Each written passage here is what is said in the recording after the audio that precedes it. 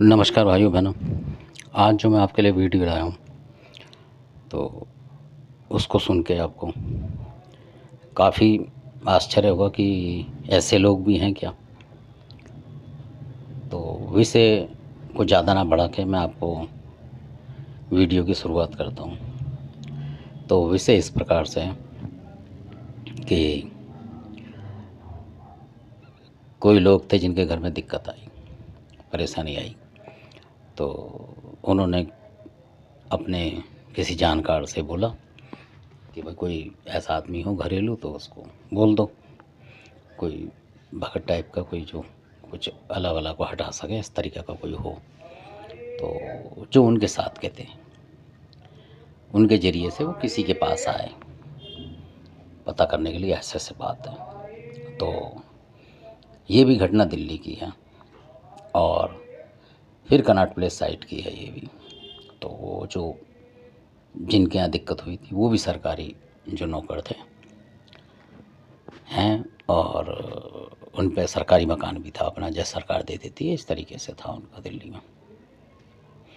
तो अब वो उन्होंने बोला तो वो जो भगत जी थे अपनी जान पहचान के एक लड़का ही समझ लो, उसको ले गए वो कि भाई चलो।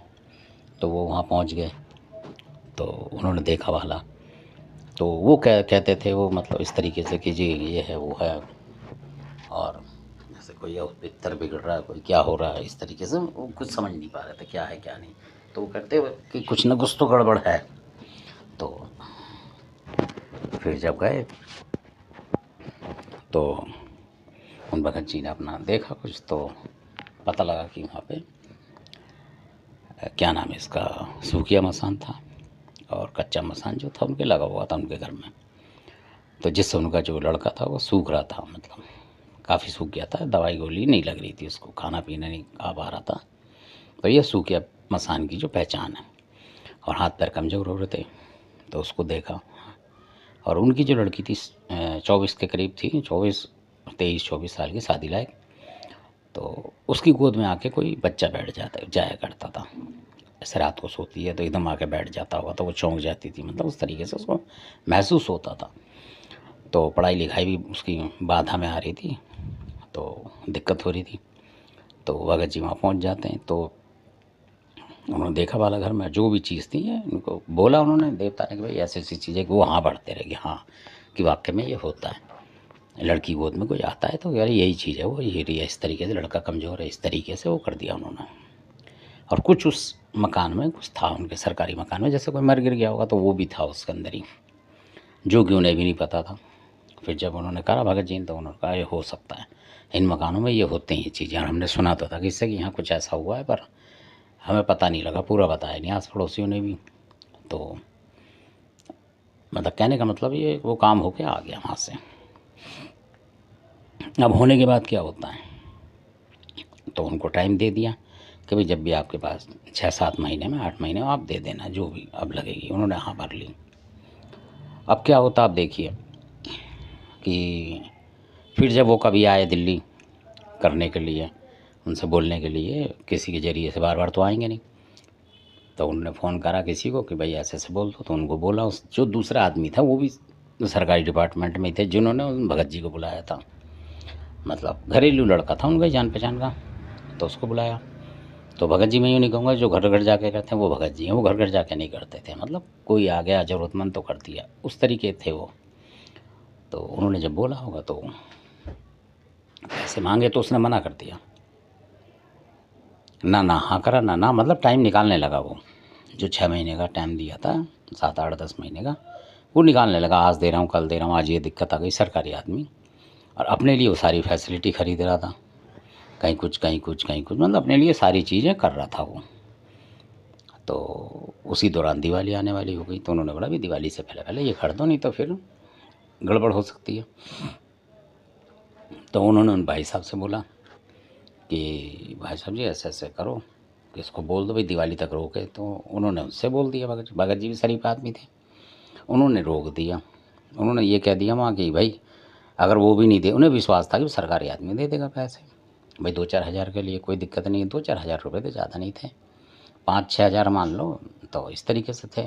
तो जो चीज़ें हटाई थी 4-6 उसका था, उनको तो करना ही पड़ेगा भगत जी को। तो उस आदमी को ने बोला, तो उन्होंने वहाँ अपनी मतलब अपने देवी देवताओं से वो कर दिया, उन्होंने एक वादा निभा दिया कि भाई वो नहीं देगा, कोई दिक्कत नहीं, मैं दूंगा पर तुम्हें, और चाहे दिवाली से पहले चाहे दिवाली के थोड़ा 10 दिन बाद दे दूंगा, कोई बात नहीं। उन्होंने अपने तरीके से कर लिया और उनको बता दिया भाई साहब को कि भाई ऐसे ऐसे उन्होंने कर दिया है।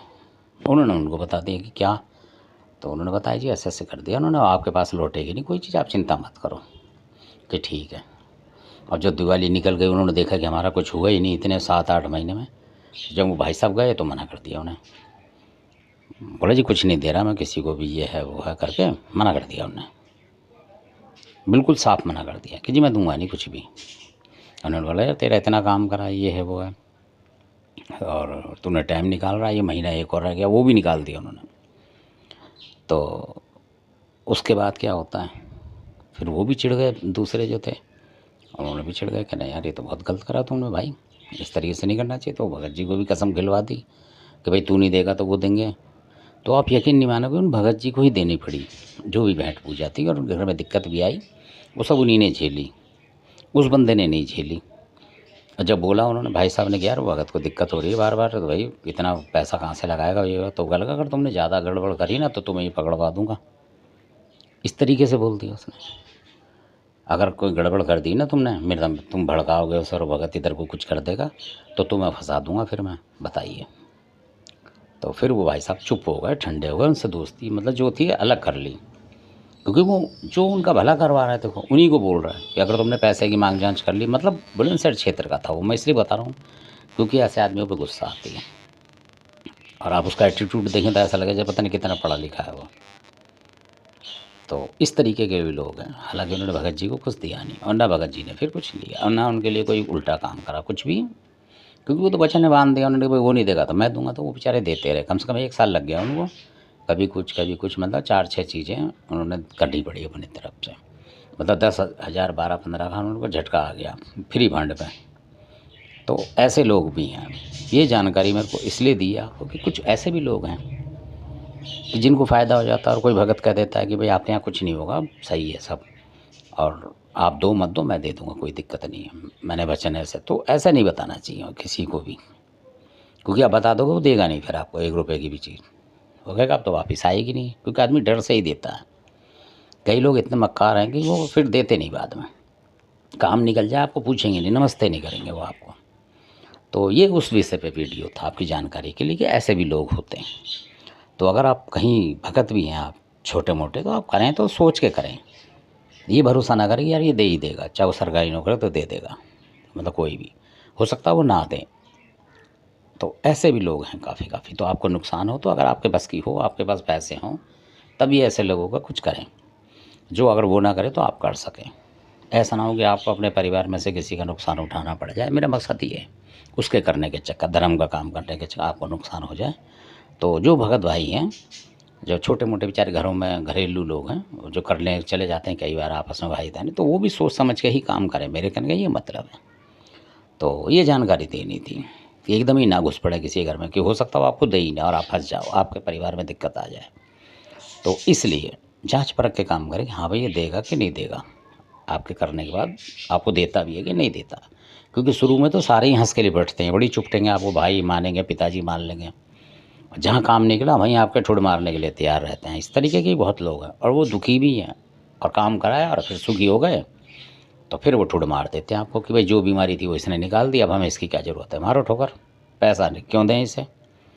तो इस तरीके के भी लोग हैं। इसी के साथ मैं वीडियो को विराम देता हूँ, और आपको वीडियो अच्छा लगा हो तो लाइक करें, शेयर करें, सब्सक्राइब करें। लाइक तो कम से कम, क्या नाम इसका, जो शेयर है ये तो ज़रूर करा करें आप, ताकि लोगों को जानकारी पता लगे, और इस तरीके से, ताकि वो जो लोग इस तरीके के हैं, हो सकता है वो भी वीडियो सुन रहे हो तो उनको भी अपनी गलती का एहसास हो, मतलब मेरा मकसद ये है बताने के लिए। इसी के साथ आपने वीडियो देखा, इसका बहुत बहुत धन्यवाद।